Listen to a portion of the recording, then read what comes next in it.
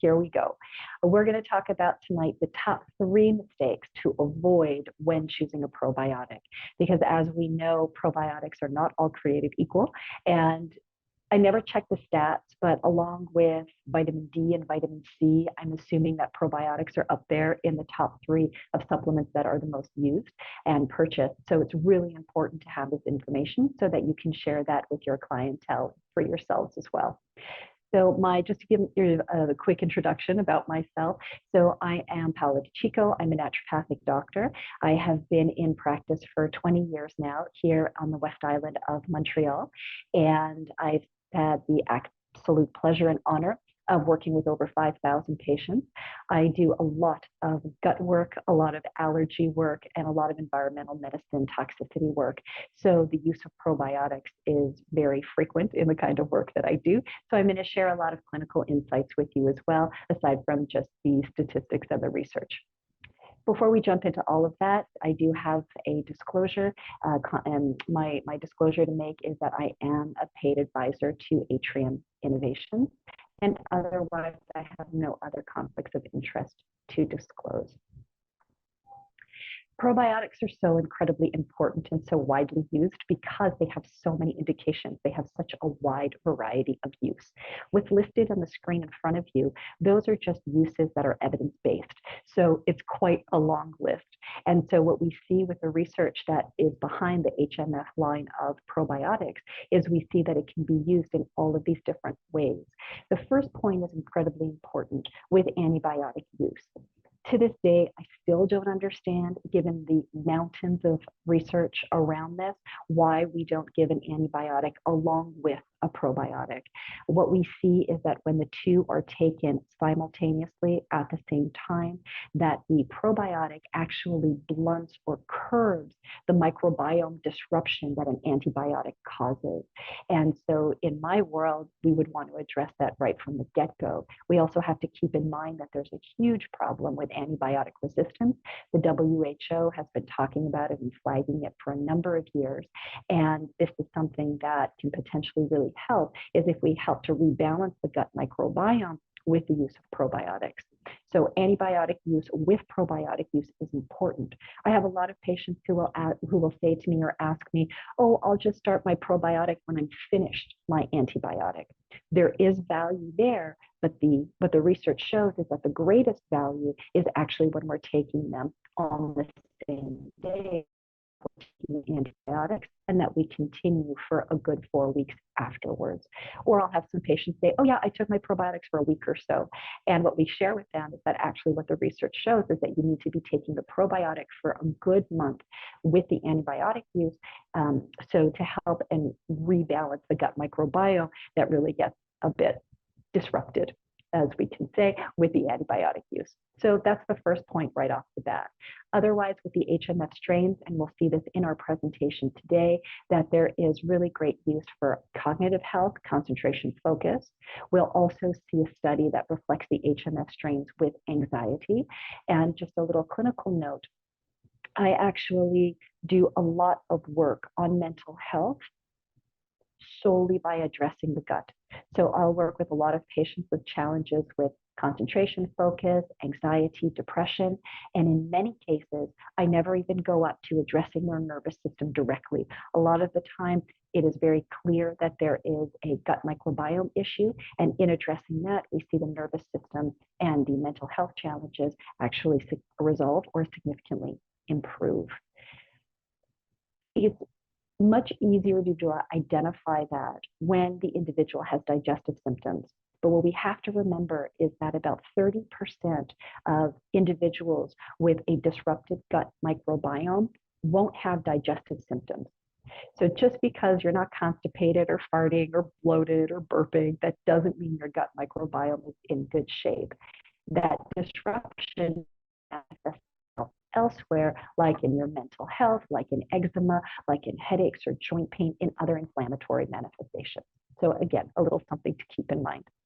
The next point is we see probiotic use with acute and chronic stress, and we'll see that in a slide as well, kind of a chicken or egg sort of situation because of the connection between the gut and the nervous system. They can influence each other in both directions. We see that obviously probiotic use for digestive health, including the myriad of symptoms that we see in IBS, irritable bowel syndrome, probiotic use with colds and flus. Again, we'll see how the HMS strains have been shown to reduce the duration and the frequency of colds and flus. The HMF probiotics have been shown to improve athletic performance. I've seen the studies. I don't have that personal experience in my practice. I don't have a ton of CrossFitter, professional CrossFitters and marathon and triathletes in my practice. However, the research is there to improve their athletic performance. The antibiotic resistance we talked about, the leaky gut, which goes hand in hand with mental health, systemic inflammation, and with IBS symptoms. So we see that the HMF line can really help that leaky gut. I find that what happens with leaky gut is that it's become this sort of buzzword without people necessarily understanding it. So the lining of the digestive tract is made up of cells, epithelial cells, that need to be fused together, kind of like the bricks on your house, and they're fused together with mortar. And you don't want to have any air or any space in there where liquid can pass through, i.e. the rain. So you really want that fused shut. And your digestive tract is the same. Your digestive tube is inside your body, but it's the interface between the outside world, because of the two openings at the top and the bottom of the tube, and interfacing with the internal world. And so the body wants to really make sure that there is a tight seal in that transition so that not just anything is allowed to come in. A leaky gut is when you start losing that seal and that interface starts to become porous. So molecules, elements, compounds that are not supposed to go into the body are starting allowed to get in there. And about 70%, 70, of your entire immune system is sitting right there in your digestive tract, waiting on receiving cues from the bugs in the gut, amongst other things, on how to behave. So if it's getting these cues with a leaky gut and things that are coming through that aren't supposed to, and it's getting triggered by that, well, then we can have a number of issues. And so what happens is people kind of wind up stopping the buck there at food. And they say, okay, well, now I can't eat dairy. Now I can't eat gluten. A couple of months later, now I can't eat eggs. A few months later, now I can't eat this or that. And so they manage their symptoms by an progressively increasing elimination diet. On the one hand, that's great for symptom management, but on the other hand, that's not really the answer. Underneath or beyond a food intolerance that's aggravated and aggravates a leaky gut is the gut microbiome. And so that's where we want to come back to the importance of probiotics as a baseline elementary level of supporting these issues, including leaky gut. We've got weight reduction. This is actually really interesting. Many of you probably know this already. It's a scientific term. I can never really say it without laughing a little bit because it's a funny word to me. The bugs in the gut that are out of balance, they are termed as obesogens. And so the scientific term is an obesogen. An obesogen is any kind of a molecule or a compound. In this case, we're talking about bugs that are out of balance, that have some kind of effect on inflammation and metabolism to actually slow down weight loss or to propagate weight gain. And oh, I see somebody who has raised their hand. I'm just going to double check to make sure that it's not a sound issue. The sound is not too clear, but I can make it out. There seems to be a bloom on the words. Okay, so Patricia, you're the only person whom I've heard have a comment or an issue with the sound. So I'm not sure if maybe you want to try putting in a headset, or if you have that already, to maybe try taking it out. So that's a possibility. With regards to the other comments, where should we raise questions, here or in the chat? I would suggest that you can do either. So we have a question answer box, which is what we're looking at now. So you can definitely put your questions there, or you can type them into the chat. I will look at questions at the end of the presentation. I'm just looking at them now to make sure that there are no IT or technical issues there. Okay. So we've got someone else who's saying that they're having an issue with the sound. Let's see.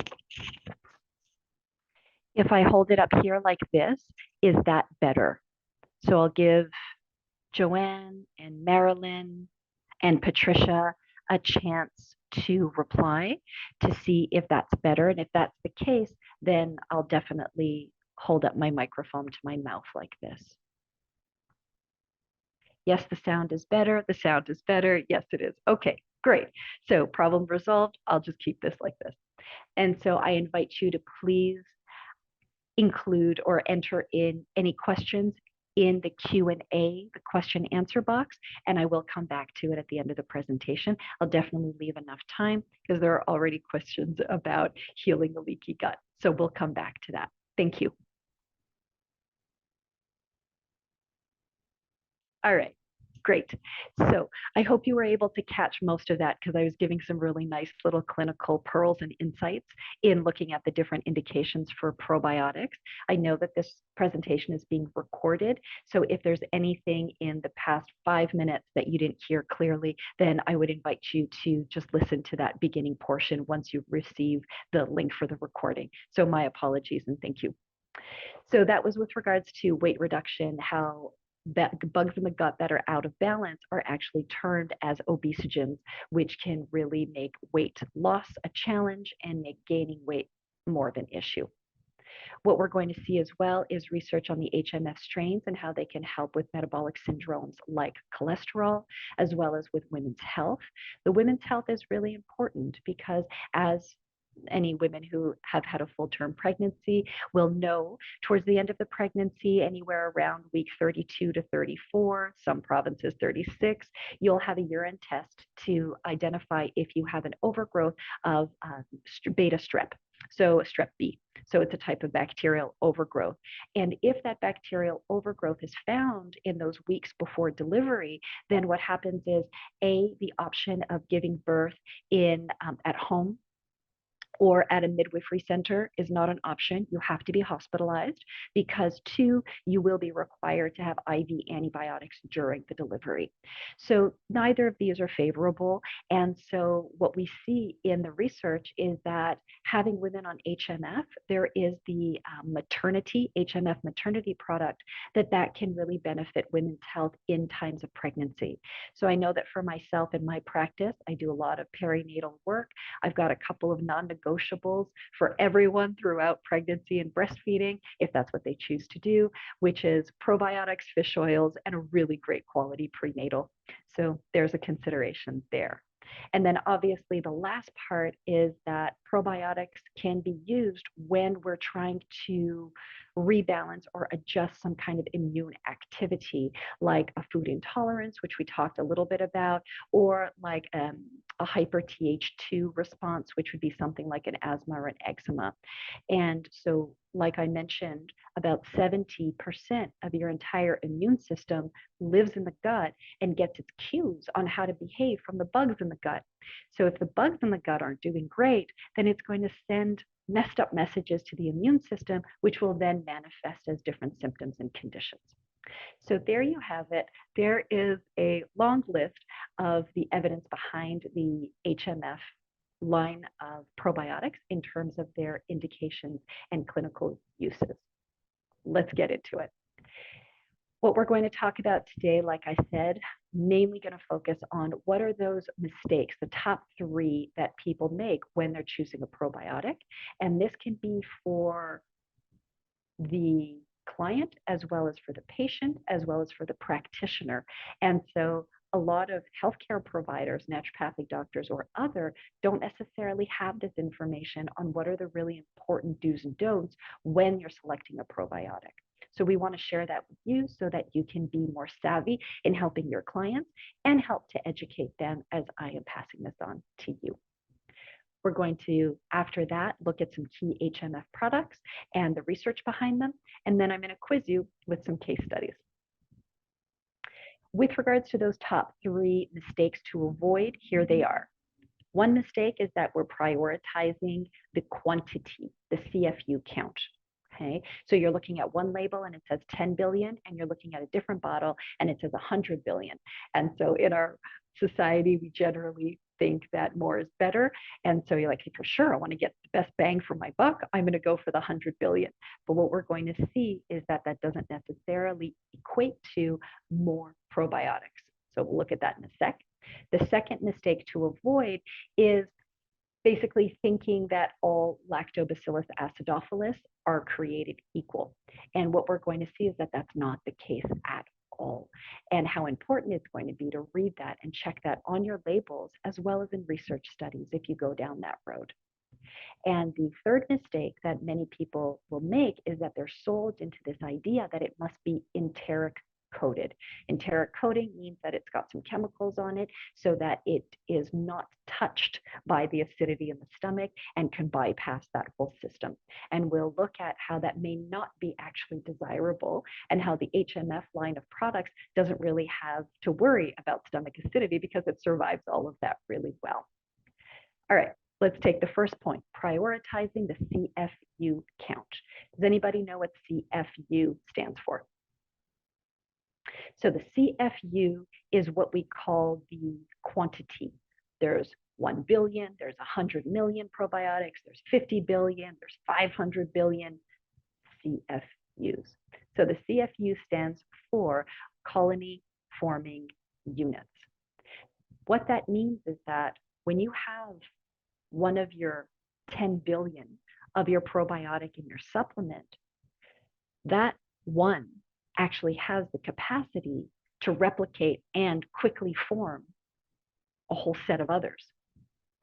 And so if one bottle is telling you that there are 10 billion CFUs of probiotic, if it's a great quality probiotic where the probiotic can survive the gut, get itself into the stomach and into the small intestine where it's going to latch on to that epithelium, that mucose lining.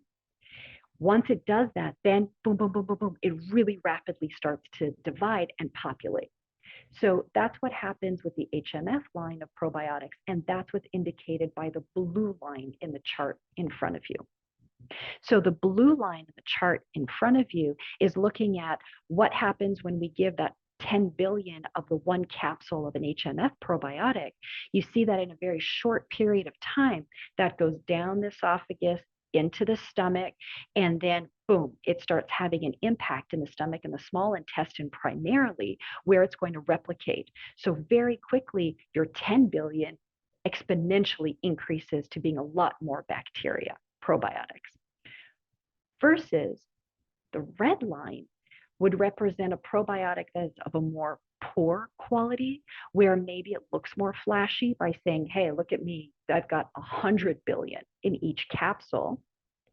Well, the quality of that one is such that you don't get the replication. It doesn't adhere onto the internal lining of the small intestine and doesn't replicate. So it has a plateau. That's it. There's no flash. It's just 100 billion, and then it dies out much faster than the ones that can replicate and have a longer lifetime. So that's where it's really important to keep in mind that it's not just about the quantity, but about the quality. So keep that in mind when you're comparing the CFU counts of bottle to bottle. Okay. All right. Next is just having a quick physiology review so that you can grasp as to, does this individual need a 100, 500 billion probiotic per capsule, or do they not really need that much? And so what you're seeing here is that in the stomach, which is in yellow, as well as the small intestine, right? The small intestine is made up of 3 segments, the duodenum, the jejunum, and the ileum. What you see is that they don't have that many probiotics. They've got, from the stomach, we're looking at 100 CFU, all the way to 100 million in the last part of the small intestine. There's a lot of probiotic when we're in the large intestine, all the way up to 1,000 billion. And so depending on the effect that you want to have most of us really want to target the small intestine. We're going to repeat that a little bit further down because it's incredibly important. We'll see this again in another slide. But all of that talk about SIBO, SIFO, the gut-brain axis, the gut immune axis, the gut hormone axis, how neurotransmitters bind in the gut, that's all happening where? In the small intestine. It's not happening in the large intestine. So the vast majority of patients and clients who want to work on their gut health, you're going to want to target, for the most part, their small intestine. And so this take-home message here is that you don't need these astronomical quantities of probiotics. You don't need these 100, 500 billion CFU counts. You need maybe a 10, 25, 50 billion CFU count of a quality that's really great so that you'll have the replication happen. And then we get the effect like we saw in this slide, where you're swallowing 10 billion, but quickly replicating into far more. Okay? So that is one way that we can educate ourselves and our clients and our patients to how to look at the quantity on different bottles. Now, the second mistake that we're going to iron out is looking at this problem of thinking that all Lactobacillus acidophilus is created the same. For example, I read a study or I heard on the news or I read in a book that Lactobacillus acidophilus is fantastic for problem X, Y, and Z.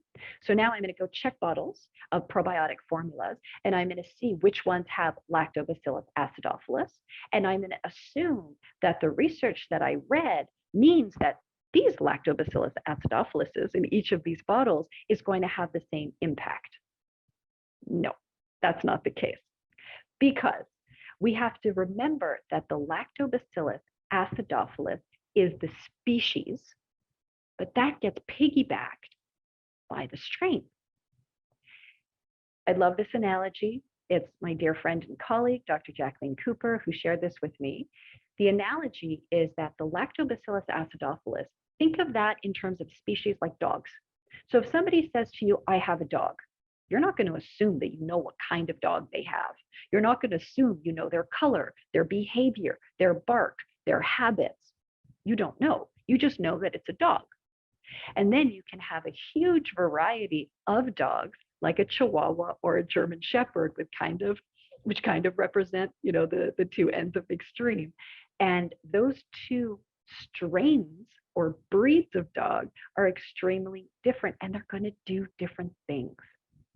So the take-home message there is, if you're reading a study, like we'll see here, about the impact of a probiotic being beneficial, you have the responsibility to confirm the strain that was tested. And then you've got to go and look at your bottles and see who's got that species and strain in their bottle.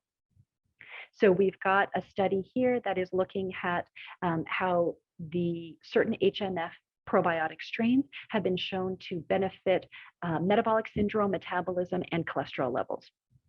And as is circled and highlighted in your slide, that was shown specifically with Lactobacillus plantarum col 66. So next time you're in the store, look at a bunch of probiotic bottles, find which ones say Lactobacillus plantarum, and then find which ones follow that up by col 66. If it's not written, that's where you've got to go into your product manual or call the manufacturer and say, what's the strain on that species? And if they can't answer you, that's probably already a really good indication that you may want to peek elsewhere. Okay.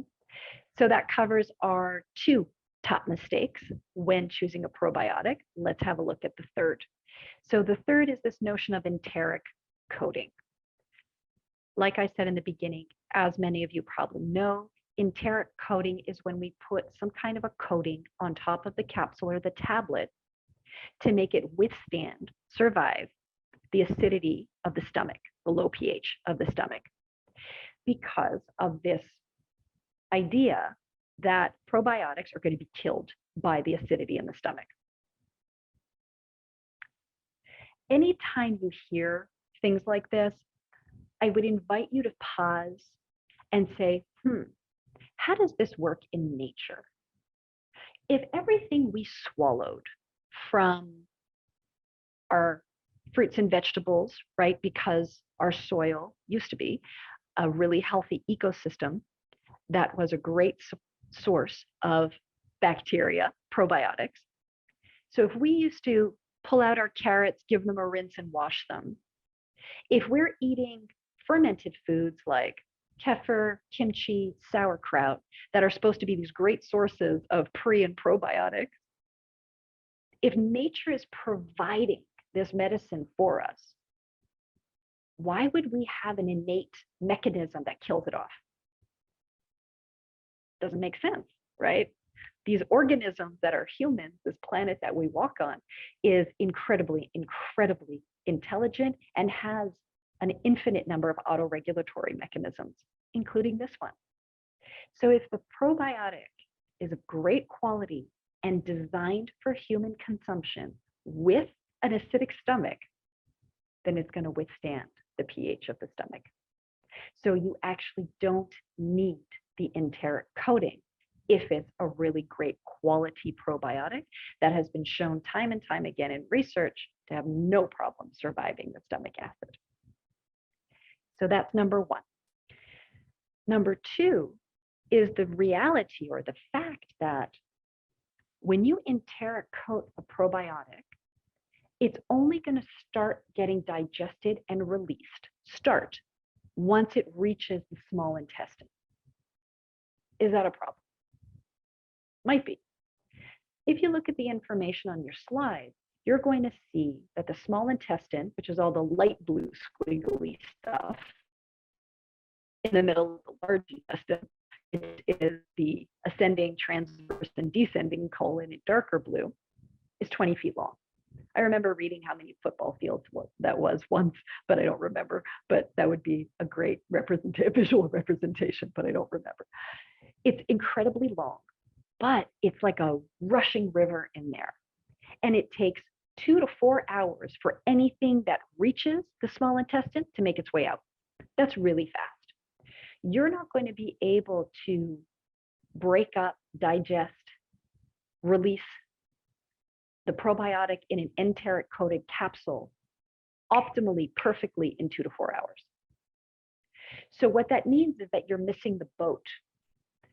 You're swallowing these probiotics where, like we talked about before, most people, we want to have an action in the small intestine, but by enteric coating it, we're actually losing our ability to do that. And we're favoring more the probiotic to have an action in the large intestine, which may be the desired outcome.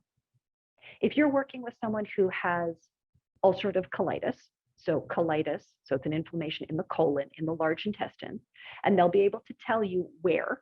Maybe it's the sigmoid, which is more the end part of the large intestine, and you really want to have a direct action at that site, at that location, towards the end of the large intestine. Well, you know what? Maybe you want an enteric coated probiotic because you don't want to waste it on the small intestine. You want it to go really far down the tube and have an action there. So this is a reminder that everything has a purpose, an action, and a place. And you need to be clear on what is your intention. What do I want to affect in my recommendation? What does this individual think they're looking for?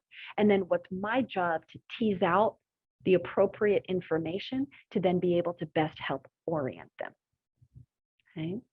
And so again, reiterating in this slide talked about it before, is that probiotics are much less populated in the small intestine than the large intestine. So you don't necessarily need 100 billion to have an impact on the small intestine. And the small intestine is the major site of systemic regulation. The gut-brain axis, bidirectional highway, we're going to look at that in a minute. The gut immune axis, 70%, if not 80%, of your immune system lives in the gut and gets its cues on how to behave from the microbiome. And the gut hormone axis How your body metabolizes and eliminates hormones like estrogen is largely dictated by your gut microbiome. So just as an example, when you're working with PCOS, polycystic ovarian syndrome, I am always working on the gut microbiome first. Okay. So then we talked about, I mentioned briefly SIBO and SIFO. These are huge buzzwords for several years now. I'm assuming you know what they are. So SIBO is small intestinal bacterial overgrowth, which we can assess through a breath test. It is considered to be responsible for up to 78% of IBS, irritable bowel syndrome, whether it's the constipation type, the diarrhea type, or the alternating type. Okay. And then you've got SIFO, which almost always comes with SIBO, which is small intestinal fungal overgrowth, right? We can say, oh yeah, I've got hydrogen SIBO and I'm just going to treat that. Well, you've got bazillions of bugs in you. You're actually 10 times more bug than you are human. On your entire entity, only 1% is actually human DNA. 99% is bug DNA, right? So to have that myopic view that I've isolated the one bacterial overgrowth and that's the only problem is most of the time incorrect and oversimplified. It's a lot cleaner, but you're going to miss the boat. So we want to address the gut microbiome altogether, and putting in the good stuff is one place to definitely start, and that's the probiotics. All right. Now we're going to talk about some clinical research. I'm going to take a moment and have a sip of water. And you know what? This might be a good time for us to look at questions before we dive into the clinical research. So let me have a peek. We've got stuff going on in the chats. We've got stuff going on in the Q&A. So there's lots going on. All right. So let's see. All right, we answered those. What are the quickest and best ways to heal a leaky gut? This is Greg. I've heard that doing a bone broth fast for a few days and taking glutamine would do the trick. There's so much confusing information out there. Wondering if you could shed some light on this. All right. Here's Paola being confrontational and not confrontational, sorry, maybe unpopular and conflicting. Like I made mention at the beginning, I think that leaky gut is not necessarily appropriately used term. And I think that we wind up trying to find these quick fix solutions, kind of like what you're asking for. So what has been shown in the research? Zinc, L-glutamine, these are great options to help a leaky gut.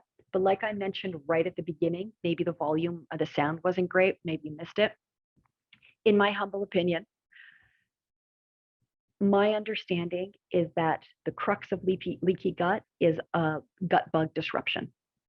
So you can't reseal the bricks of the digestive lining if your bugs are out of balance. Step one of helping the bugs rebalance in your gut is a probiotic. Most of the time, in my humble opinion, that's not enough. You need to use some kind of an antimicrobial. So I know that this is outside of the context of this talk, but by Genestra, they make the Candy Clear 4. That might be a plan, a program that you may want to look up, or you probably know it already, and consider recommending for those individuals. You've got to clear out the bug problem, and then you can lay down the mortar. Okay, so that usually entails, I'll usually do stool tests that I send down to the States. I'll usually do SIBO breath tests. If that's not available, Candy Clear 4 generally hits the targets. Getting on an elimination diet that may be grain-free, that might be dairy-free, that might be gluten-free, definitely a good dose of probiotics. They might need to do this 6 to 12 months until symptoms really quiet down, and then you repair. How do you repair? Bone broth the entire time for sure, extra bone broth, and then you can be doing your glutamine, and you can be doing zinc, maybe a little bit of colostrum, depending on the case. Okay, I hope that helps. All right, let's see. So Alicia, When you're done speaking, I would like to know of decent probiotics that are more affordable. The one recommended to my daughter is quite expensive. So unfortunately, the majority of probiotics and price points is going to be based on the research and the quality. As I said in the beginning, it's my humble opinion and my frustration, given the boatloads of research that are out there, how it is not required to prescribe an antibiotic and give a probiotic with it. To the same vein, I don't understand how we're in 2023 and we don't give CoQ10 with a statin.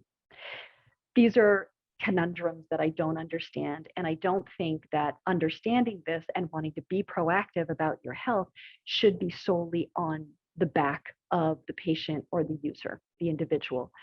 However, that seems to be the reality. So I'm sorry, I can't speak to the quality of probiotics made by different brands, not just HMF. I use a lot of different brands for a number of different supplements in my dispensary, but I can't speak to being able to back the quality and the research for something that's $30.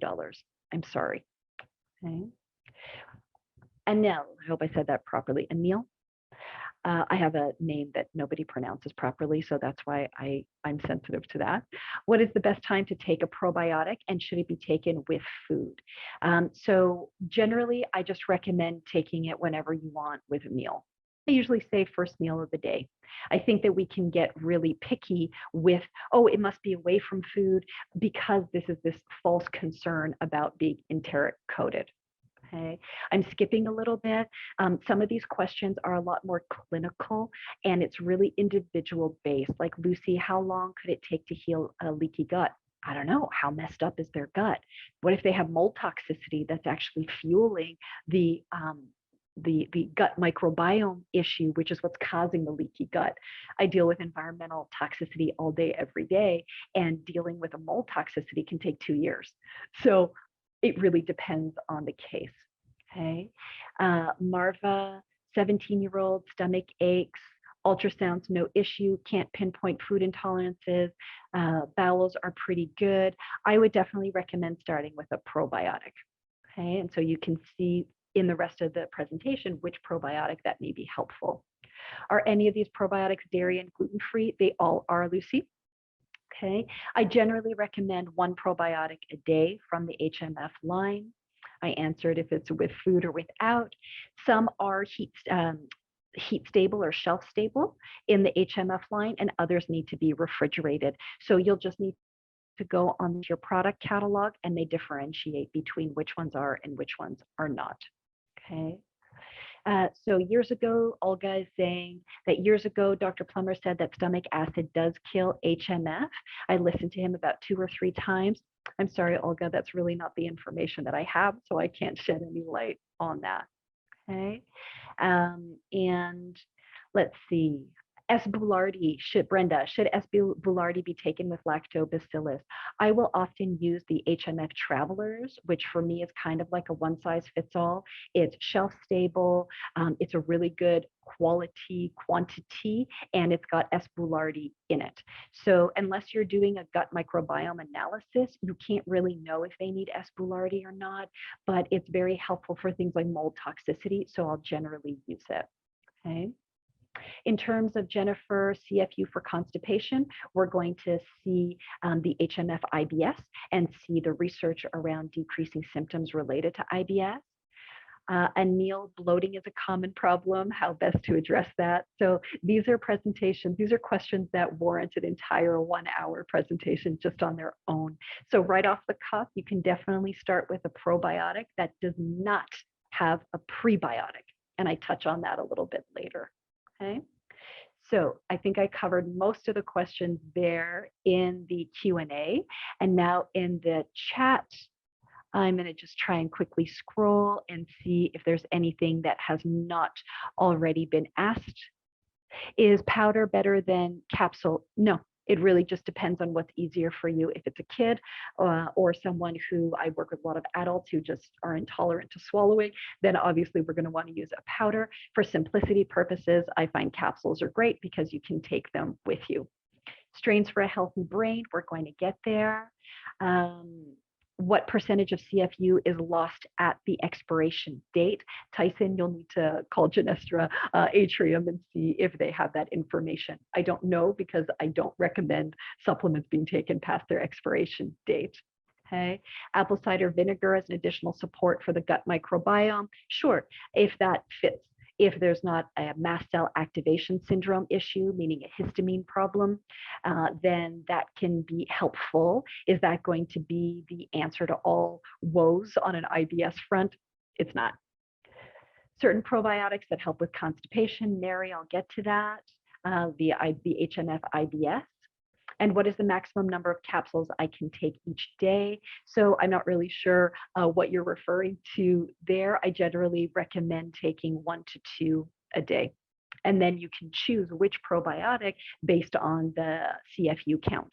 So you can go with anything from 10 to 500. And so it depends on what the need is.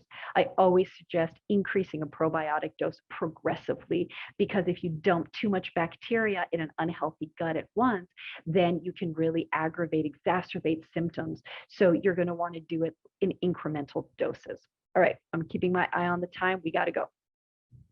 So with regards to the studies, so the HMS line of product has 4 core strains. You've got them there. So you've got the name of the species and you've got the name of the strain. Okay.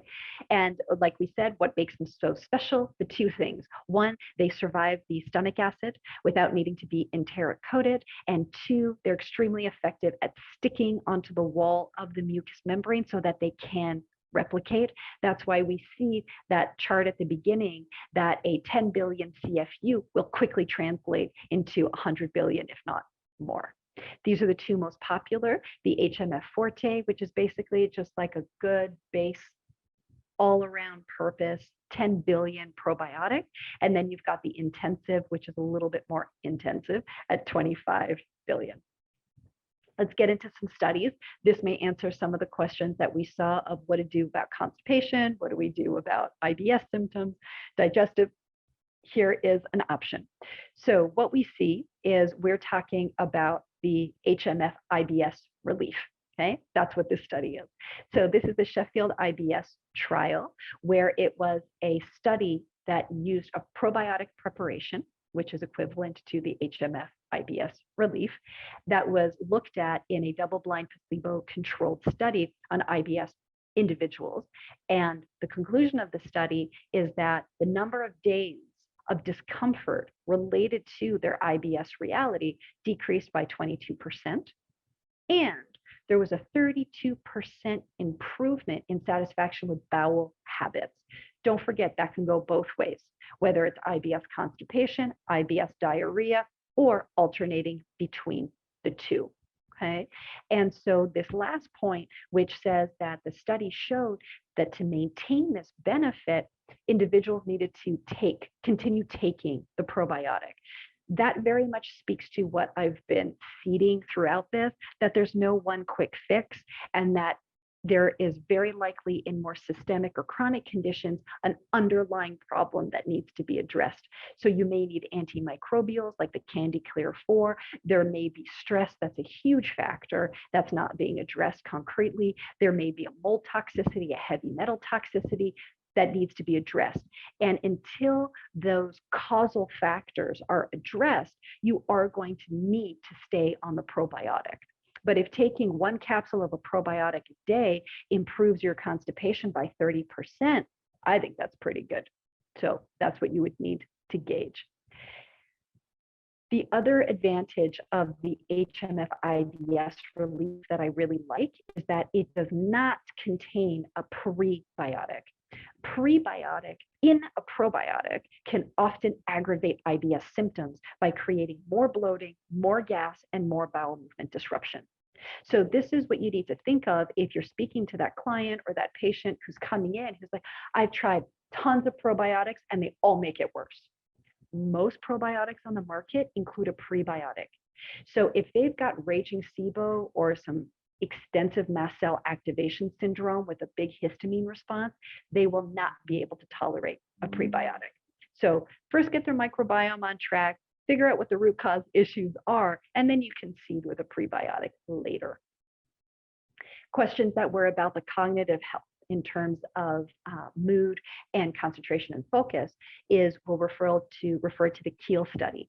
So the Keel study showed that this specific strain, combination of strains of probiotics, the HMS Neuro Cognition, was shown to be effective at significantly decreasing feelings of worry and nervousness and increasing the ability to focus. Basically, less anxiety, more focus. Great. I think everybody in our society needs that. And what we need to remember is that according to the Center for Addiction and Health and Mental Health in Canada, by the time Canadians reach 40, 1 in 2, which means 50%, have or have had a mental illness. So we know we don't need to talk about COVID, the COVID effect, the post-COVID effect in terms of our mental health, but it is extremely real. I see it in practice every day. And it's great to be in practice for this long because it really gives you a chance to see the trajectory and the changes over time. And mental health is very much on the foreground. So that can be helpful. And also with regards to attention and focus, keep in mind that about 13% of all men during their lifetime will be diagnosed with ADD, right? That's just ADD. We haven't even looked at the ADHD, and that males are 3 times more likely than females to be diagnosed with ADD. So 13% may not seem like a big number, but if you think of 10 friends, one of them at least is going to have is going to have that diagnosis. And so the HMS neurocognition, I'll be completely transparent and honest, I am a massive fan of this one. And so what's so great about it is you have the 4 core strains, great, just like you find in all the other HMF products. But the edge up on this one is that it also includes Bacopa and the 2 antioxidants. Bacopa is a beautiful plant for supporting concentration and focus. Okay, and then the lutein, and I can never say that last word, zeaxanthin, are great antioxidants that have been shown to really benefit eye health. And of course, with our addiction to screens, eye health is more prevalent and important. All right, when we're talking about the gut-brain connection, like we said, the majority of that magic is happening in the small intestine. And what we see is that the bacteria in the small intestine have a great impact and can produce a number of neurotransmitters, including all the ones that you see. So whether it's dopamine, serotonin, melatonin, histamine, GABA, what's happening in your small intestine is going to largely influence and dictate that. Okay, so when we're talking about mood and brain function, we want to look at the gut. I have a number of patients where, like I said, come in anxiety, depression, IBS. I never have to touch their mental health. I fix their gut, neurotransmitters, and brain chemistry rebalance. In that gut-brain connection, what we need to remember is this chicken or egg kind of scenario. Which one comes first? Who knows? It's kind of a shitstorm that happens all at the same time. You've got the bugs in the gut that are out of whack. You've got the immune system that's sitting right there, so it starts firing inflammation. That inflammation includes what happens in the brain, and you've got the bugs in the gut that are sending those neuroinflammatory signals to your brain. And then you've got the beauty of stress. Stress is highly inflammatory. And if there's already an in-brain neuroinflammatory process going on because of your gut, well, that's going to make your perception of stress higher. And so it's just this completely self-feeding, self-fulfilling connection challenge where you've got bugs in the gut, inflammation, and stress. Okay, so that's what this is representing. And what we need to remember is that, like I said, that neuroinflammation, okay, this is incredibly, incredibly important. So when the bugs in the gut are out of balance, the intrinsic mechanisms in the brain to balance out what's happening in the brain gets lost, and it tips onto an inflammatory side. If you ever read the work of Dr. Mark Hyman, the Ultra Brain Solution or the Ultra Mind Solution, it's a great book to refer to lay people to get these concepts of the gut-brain axis, neuroinflammation. And what he clearly outlines is that pretty much all mental health and neurodegenerative conditions have an element of neuroinflammation, whether that's insomnia, anxiety, schizophrenia, bipolar, ADD, being on the autistic spectrum. So what that's telling us is that the neuroinflammation is basically just a fire alarm that's ringing, and it has consequences. But we've got to find out what is pissing off the body and the brain to be pulling that fire alarm. And one place to look is the gut microbiome, and one place to start is a really great probiotic. Okay? This is a different formula for the brain. So what we looked at before is called HMS Neuro Cognition, 4 core strains plus the Bacopa. HMS Neuro, 4 core strains, pretty much in the same amount, no Bacopa, no eye antioxidants, instead glutamine and Lactobacillus rhamnosus. The glutamine we talked about, it can have an impact on benefiting the permeability of the digestive tube. And why the Lactobacillus rhamnosus? What is that doing? This is really cool. All right.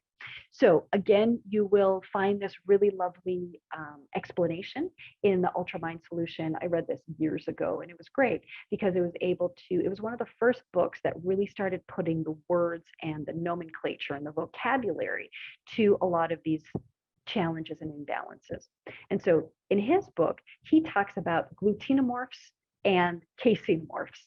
Again, like obesogen, I can't really say these words without kind of smiling or laughing because it sounds like something out of my son's, Star Wars movie. What happens is, for many people who are unable to digest gluten and dairy, the gluten actually gets converted into a glutinomorph, and the casein, which is a protein in dairy, gets converted into a caseinomorph. And these two molecules, which aren't normally occurring, this happens in your body, they have, like it says in your slide, opiate-like effects. Okay? And with that, you will have a range of effects when they bind and withdrawal effects when they unbind or get degraded. So this glutinomorphs and caseinomorphs, basically in a nutshell, really mess with your brain. So whether it's brain fog, mood, sleep, concentration, focus, this can be a problem. Okay. And one thing to keep in mind that's important is I talked about the wheat, it's the gluten, the dairy, it's casein. So when someone says, I don't have a problem with dairy because I tried lactose free and it didn't change anything. Great. Maybe you don't have a problem with the enzyme breakdown of the lactose sugar, but who's to say that whey and or casein aren't a problem for you? Because they're still going, those proteins are still going to be found in the lactose-free food. Okay, so that is one way to say maybe it's worth trying to just do 4 weeks of no dairy at all, including lactose-free stuff, reevaluate, and then reintroduce and see what happens. So this is just a quick slide comparing the two that we looked at, the HMS Neuro versus the HMS Neuro Cognition. So the HMS Neuro is when you want to target more of those possibilities of food intolerances, of the casein and the gluten. The neurocognition is faster acting, hence the fancy car.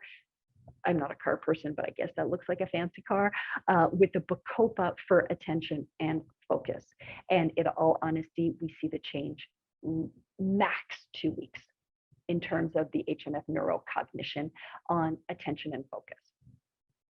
All right, the immune health. Now we're going to look at a study that is talking mainly about the HMS immune, okay, and the HMS Fit for School. They're both comparable. It's just that the HMS Fit for School is 12.5 billion versus the immune is 25 billion. They both have 1,000 IUs of vitamin D, which is really helpful because for a kid, that could be the 2-for-1 supplement. Instead of having a vitamin D and a probiotic, they do one. And the Fit for School does come in a chewable format. Full disclosure, I don't think personally tastes very good, but maybe your kids will. Okay, so what this So what this study has shown with these exact strains, in the addition to the little bit of vitamin C and the 1,000 of vitamin D that's in there, is that it does three things with cold and flu season, which is literally on our doorstep. So one is that the total number of days of an upper respiratory tract infection is reduced by half. So instead of hacking and sinus and all of that for 8 days, it's going to be 4. Pretty cool. It decreases the frequency of having upper respiratory tract infections. Sorry, I've been at it with patients since very early this morning. And you see that that's reduced by 1/3. So if you get some kind of an upper respiratory tract infection 3 times a year, instead it's going to come down to 1. And then the last stat, which I think is awesome, any parent is going to think this is awesome, it reduces the number of days that you have to be away from school by 1/3. So instead of your kid needing to be out, the whole week, maybe they just need to be out 2 days. I think that's pretty good. Okay, so that's the information there. All right, last couple of minutes, quick case study. We've got Andrea. She's a 54-year-old female. Her main issues are forgetfulness and memory. Okay, and also stress is a really big problem. So stress, forgetfulness, memory. She's feeling like she's not so sharp up top. What are we thinking? HMF neurocognition. Her age, so she will probably benefit from the lutein and the zeaxanthine in terms of her eye health, and the bacopa in terms of really helping with that cognitive health. She didn't talk about digestive issues, so that's why I'm favoring the HMF neurocognition over the HMF neuro. Next, Sammy. Sammy is 29 years old. Her chief concern is her IBS. So her IBS is impacting her work. She's had to leave the bathroom in the middle of a presentation because she's not doing well. So which HMF do we want to think about? This one's really easy. It's got the word IBS in the title. So we want to consider HMF IBS relief. Okay. And again, we've got the study as to why. So the number of days that Sammy spends in an IBS crisis is going to get reduced by 22%, and the overall quality, of her bowel movement is going to improve by 1/3. So that's pretty great. Next, we've got Jake. Little Jake is 12, and his mom wants something for chronic belly aches. He often tends to be constipated. So this may answer a number of questions that were, what would I recommend for this? What would I recommend for that? And a lot of it is my daughter or my son. So if we've got tummy problems, we've got bouts of constipation, we've also got a diagnosis of ADHD, then for sure we need to work the gut-brain axis. We want to get them off dairy and gluten for a minimum of 6 weeks with a progressive reintroduction. And we're going to go with most likely the HMF neuro. You've got it in a capsule format and in a powder, because the glutamine will give that extra support to their gut. And most importantly, the lactobacillus rhamnosus is going to hopefully help that opiate-like effect that he's getting from the glutinomorphs and the caseinomorphs. Okay. Lucy's 7. She's getting sick all the time. Her parents want to know, what can we do? She also tends to be bloated and gassy, probably because she's been on a whack of antibiotics. But anyway, we'll leave that one to the side. So what do we want to consider getting Lucy? Because she's sick all the time, she's missing a lot of school. HMS immune health. Less days of symptoms, less occurrence of the infections, and less time spent out of school. All right, that's it. We did it. It is exactly 8 o'clock. I want to thank you all so much for your participation. Actually, I didn't even realize that the picture in this one is the HMF travel. Like I shared, this is kind of my go-to. It's shelf stable. We definitely want to take it with us when we're traveling and get people to take a probiotic every day while they're traveling. And it's got the S. boulardii, which could be really helpful with a lot of the work that I do. So there you have it. If you need to leave because we're done, Thank you so much. I hope you got something out of it. This is being recorded, so please feel free to come back to it to fill in any gaps. I do know that I speak quite quickly. It's because I just have a lot to say. I have a lot to share. I have a lot of knowledge to share, and I want you to take as much as you can so that then you can disseminate it. So there we have it. All right. Let's see, where was I at? Capsule. Can I still take the capsule if it was frozen accidentally? Jeanette, I have no idea. In 20 years, no one, not Jeanette, Janet, no one has ever asked me that question. I'm really sorry. I don't have the answer for you. Okay. There are many different types of HMF. Would it be acceptable to take different ones at the same time? That's not usually what I do, but if like the HMF all have the 4 core strains. And then it's whatever extra you want. Bacopa, you can take a supplement by itself, or you can take it in the HMF. The immune has the vitamin D. You can take it on its own, or you can take it in the HMF immune. So I don't think it's an issue to take more than one type. I'm just not sure it's necessary. Again, it depends on the case, right? A lot of these answers, I won't have cut and paste quick answers because the human body is far more complex than that, especially when it's in a holistic model. Everything's personalized and there is no one size fits all. But this is information to help orient you in terms of how are you going to dictate your probiotic recommendation? How are you going to teach the clients or your patients to read these bottles, and then what it is that you're going to recommend. Suggestions for decreasing sugar cravings: adrenal support, 15 to 20 grams of protein per meal, 7 to 9 hours of sleep, Candy Clear 4, and any of the probiotics that go with it. All right, thank you, thank you, thank you. Thank you. Oh, I'm so glad. That's wonderful. Can we see the HMF IBS slide again? There you go. Okay. And what is Saccharomyces boulardii? Gerald, I'm going to let you look that up. It's a pro yeast. So we've been talking about probiotics, which are the good bacteria, and S. boulardii is a good yeast that can have a number of different implications. It really came on the scene when there was the disaster of C. difficile in a lot of Montreal hospitals, and S. boulardii is a fantastic tool with C. difficile, but it also has other applications, like I said, when we're working with mold toxicity. Okay. So let's see. All right. So the purpose of today's talk was to really weed through the HMF probiotics and what makes them stand out over others. So that was really the conversation for today. So I will not be extending into other topics, even though I could talk about stuff until next year nonstop, but that is the purpose of our talk today. Okay, let's see. I'm just trying to see if there are any other questions.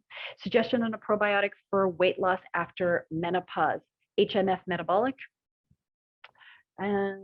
How can I contact you privately? I don't know. Are we allowed? I don't know if I'm allowed to say that. What I'm going to do is flash the end.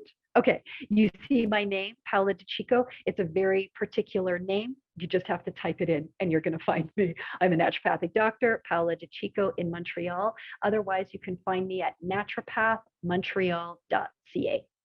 I think I'm allowed to say that. Okay. So maximum amount of CFUs one should take. HMF goes up to 500 billion. So it really depends on what you're trying to accomplish. I've only had one patient in 20 years who needed that much. One. I've seen over 5,000 people. Most people get some kind of a probiotic at some stage in working with me. So I don't know if that helps to relativize it. Okay. Can the neurocognition help elderly with memory? Possibly. So you can try giving it a go. You can read the information by Dr. Dale Bredesen, who talks about the 6 different types of Alzheimer's and dementia. And there is a gut microbiome and environmental toxicity component. It may help. I wouldn't expect the world. Okay. Do I offer Zoom consultations? I do. I have patients all over the world. And so it's either in office, in my office here in Montreal, which is where I am, or you can schedule by Zoom. So again, you can find me by my particular unique name or naturopathmontreal.ca. Okay, I think I did it. What's the name of the doctor again?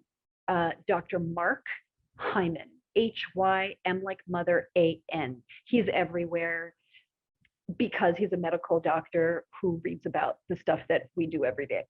So, you'll find his book. I found this book in like an airport 50 years ago. That's an exaggeration, but it's along those lines. Okay. So I hope that that answers your questions, and I wish you all the very best, and good luck, and keep looking, keep searching, keep trying to find answers to whatever health challenges you may have or who your loved ones may have.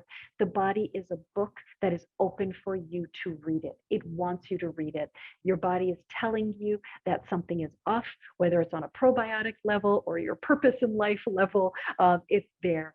So if we take the time, slow down, ask the right questions, and listen, we're often going to feel and hear the answers that we need. I wish you all the very best. Good night. Okay, now I have to figure out how to stop this.